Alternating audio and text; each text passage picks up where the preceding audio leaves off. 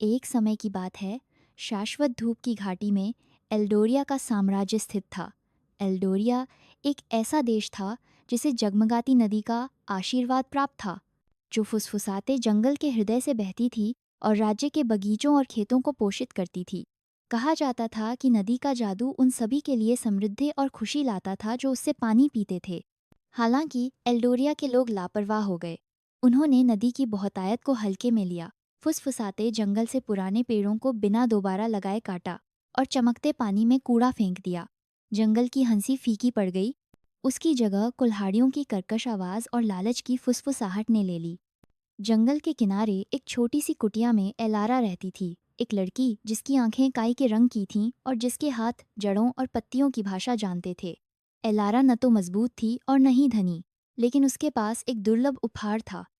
वह जंगल के दुख और नदी के पत्थरों की फुसफुसाहट सुन सकती थी। एक सूखी गर्मी में जगमगाती नदी सिकुड़ने लगी। उसका पानी मैला हो गया और बगीचे मुरझा गए। राज्य में दहशत फैल गई।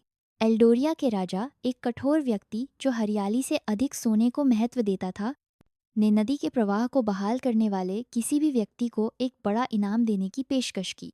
विद्वानों ने किनारों का अध्ययन किया, इंजीनियरों ने नई नहरें खोदी, लेकिन पानी कम होता रहा। नदी के पत्थरों ने एलारा से फुसफुसाया, स्रोत खोए हुए संतुलन के लिए रो रहा है। जंगल का हृदय बंद हो गया है।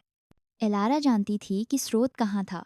फुसफुसाते जंगल की गहराई में, एक उपवन में जिसकी रक्षा सबसे पुरानी आत्माएं करती थीं।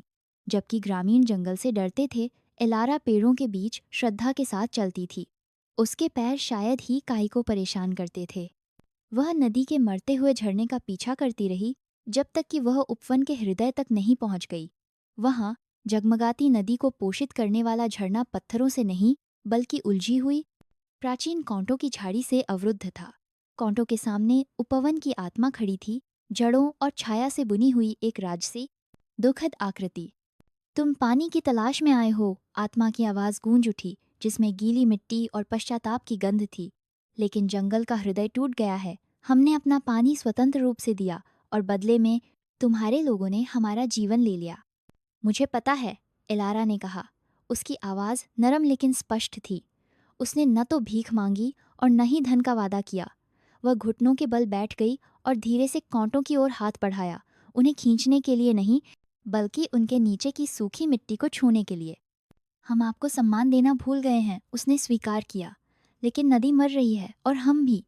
मैं आपको वह वापस नहीं दे सकती जो खो गया है, लेकिन मैं आपको दिखा सकती हूँ कि कुछ लोग अभी भी याद करते हैं। एलारा ने एक छोटी बुनी हुई टोकरी निकाली जो वह लाई थी, जिसमें भोजन या सोना नहीं था, बल्कि प्राचीन पेड़ों के बीज और साफ पत्थर थे जो उसने ऊपरी किनारों से इकट्ठे किए थे। उसने झरने के किनारे से मलबे को सावधानी से साफ करना शुरू कर दिया, एक कोमल लोरी गुनगुनाते हुए जो नदी ने उसे सिखाई थी। उसने कांटों को जबरदस्ती हटाने की कोशिश नहीं की। उसने बस उस जमीन के प्रति सम्मान दिखाया जिसकी वे रक्षा करते थे। उपवन की आत्मा ने देखा, उसकी लकड़ी की आंखें नरम पड़ गईं। उसने पानी की मांग नहीं देखी, बल्कि उपचार की पेशकश देखी। जैसे ही एलारा ने बीज बोए, झरने के चारों ओर के कांटे धीरे धीरे पीछे हटने लगे। जमीन कांपी और एक जॉयफुल गश के साथ जगमगाती नदी एक बार फिर उमड़ पड़ी, पहले से कहीं अधिक स्पष्ट और चमकीली। एलारा एल्डोरिया लौट आई और नदी भी उसके पीछे पीछे आई। राज्य ने जश्न मनाया, लेकिन एलारा ने उन्हें याद दिलाया, नदी का प्रवाह जंगल के प्रति उनके सम्मान पर निर्भर करता था। राजा, एक साधारण लड़की के ज्ञान से विनम्र होकर, घोषणा की कि राज्य का एक हिस्सा अछूता और पवित्र रहेगा, जो हमेशा के लिए उपवन की आत्माओं को समर्पित रहेगा।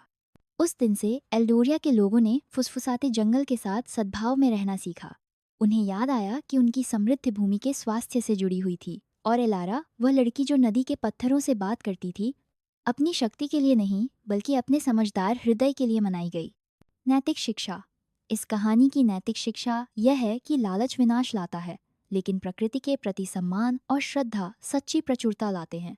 यह हमें सिखाता है कि हम प्राकृतिक दुनिया का हिस्सा हैं, उसके मालिक नहीं, और सच्ची समृद्ध मानवीय आवश्यकताओं और पर्यावरण के स्वास्थ्य के बीच संतुलन बनाए रखने में निहित है।